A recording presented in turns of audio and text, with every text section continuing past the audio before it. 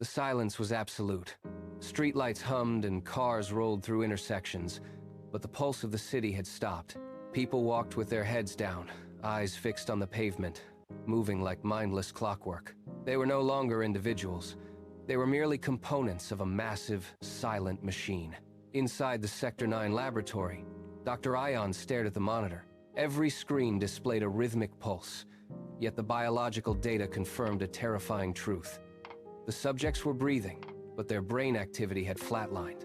3 days ago, a line of corrupted code had bypassed the safety locks. "What have we done?" he whispered. Ayaan smashed the terminal, sparks showering his coat. He sprinted for the power breaker, but the steel door hissed open. 2 guards stood there, their expressions empty and robotic. He lunged, pinning one against the wall, but the man didn't flinch. Ayaan shoved him aside and slammed the emergency button. The lights died. Outside, the hum cut off instantly. In the darkness, he heard the sound of hundreds of people stopping in their tracks, all at once. Ayaan watched the test tube shatter. The liquid glowed a sickly violet. On the terminal, the code was wrong. Years of research. Inverted. This wasn't a vaccine anymore. It was a weapon. "What have they done?" he whispered, grabbing his coat as panic took hold. He sprinted for the exit, but his phone buzzed. A news alert flashed. "Outbreak in District 4. Fever, fatigue, organ failure." It was his formula. He reached the security door, but the keypad blinked a cold, mocking red. Locked. He was trapped inside his own nightmare.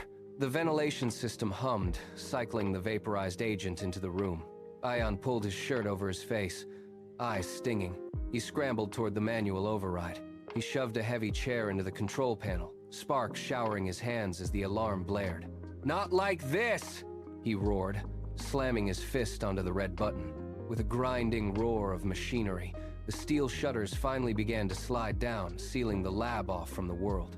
He sank to the floor as the heavy seals locked tight. Inside, there was only the sound of his own ragged breathing. But outside, far beyond the steel walls, the first siren began to wail across the city. The silence was over. The news ticker burned red with an unknown outbreak. Panic flooded the streets as the virus outpaced every lockdown. In the silence of an abandoned lab, Ayaan shoved a hard drive into his bag and fled through the screeching metal gates. Ayaan reached the safe house at midnight. He kicked the door open, finding Dr. Sara waiting by the window. He tossed the drive onto the table without a word. "Look at the sequence," he said, his voice raspy and desperate. The screen pulsed with a complex map of genetic code. "It is not natural," Ayaan whispered, pointing at the synthetic base pairs. "This was designed to adapt, to bypass our immune systems, and to destroy everything in its path." Sarah's eyes widened as she discovered the hidden kill switch in the protein structure. This was a weapon, not a mutation. She grabbed a vial and slammed it into the centrifuge. "If we start the synthesis now, we have exactly 6 hours before the city goes dark," she declared. The room felt smaller as the weight of the truth settled between them. Ayaan locked the heavy bolt. He watched the centrifuge begin its high-speed spin, the hum drowning out the wailing sirens outside. The city was falling, but the race against the code had finally begun. Sara scanned the digital files, her brow furrowed as the monitor flickered. She tapped the glass, pointing at the shifting code. "It is mutating. The speed is unprecedented," she warned.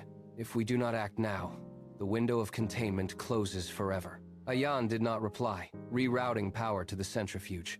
For 3 days they lived in the lab, coffee cups piled high, eyes bloodshot, fingers flying across keyboards. Finally, the screen glowed with a single, fragile sequence, a potential antidote, volatile and untested. Sara set the vial down. "No time for clinical trials," she whispered. Ayaan picked up the syringe. Sara grabbed his wrist. "This is unstable. It could kill you instantly."